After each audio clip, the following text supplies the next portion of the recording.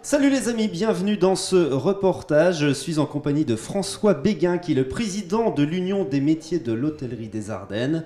On va faire le point de la situation dans ce secteur sur notre territoire. Donc 5 questions à François Béguin. Bonjour François. Bonjour à tout le monde. Première question, dans une note publiée mardi, l'INSEE dit s'attendre à ce que le PIB français fasse du surplace sur les 3 derniers mois de l'année. Dans quel état d'esprit sont les patrons de cafés, restos, hôtels dans les Ardennes pour ce 4e trimestre?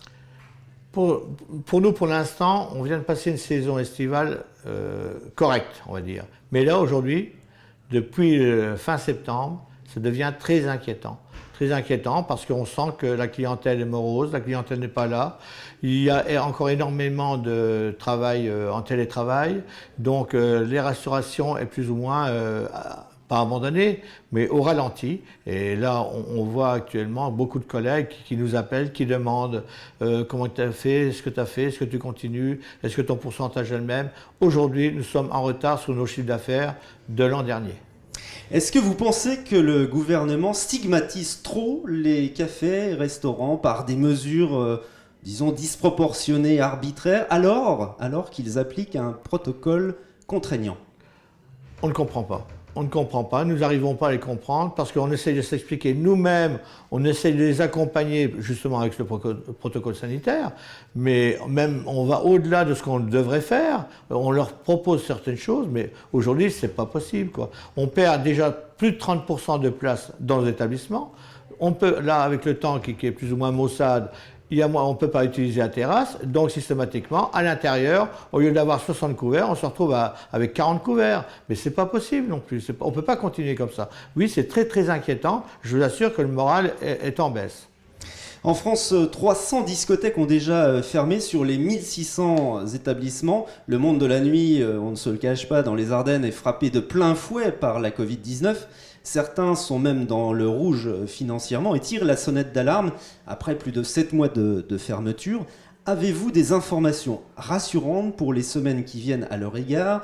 Est-ce qu'il y a des aides exceptionnelles supplémentaires qui peuvent être déclenchées pour les discothèques, bars, dansants?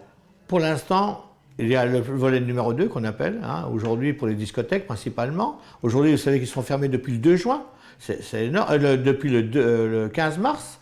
Donc c'est énorme. Nous sommes ouverts le 2 juin, les restaurants et les bars, mais eux, ils sont toujours fermés. On parle d'avril. On ne rend pas compte, mais ce n'est pas possible. 1 an de fermeture à un établissement. Comment voulez-vous qu'aujourd'hui, ces gens ils tiennent?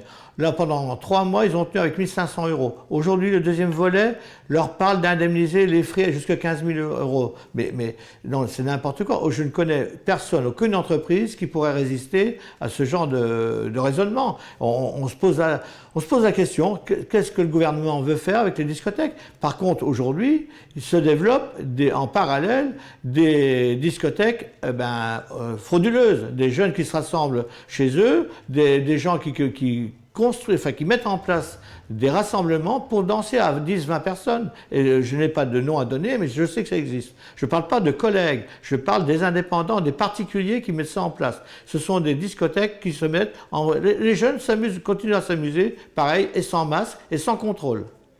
Avec l'automne, la météo pluvieuse, les terrasses pour la plupart sont rentrées dans les Ardennes, les cafetiers et restaurateurs subissent donc une baisse de chiffre d'affaires. Quelles adaptations prennent-ils pour compenser cette perte de chiffre d'affaires? Alors, certains continuent à faire du drive ou de l'emporter naturellement, qui peut compenser un peu, mais il y a une perte nette, très nette. Minimum, c'est 20 à 30%. Mais obligatoirement, c'est pas possible. Ou alors on peut pas faire autrement. Et là, je ne sais pas comment c'est inquiétant. On risque d'avoir également du chômage au niveau de nos salariés. Il y a encore des salariés en chômage partiel actuellement dans nos établissements. 5e et dernière question, François.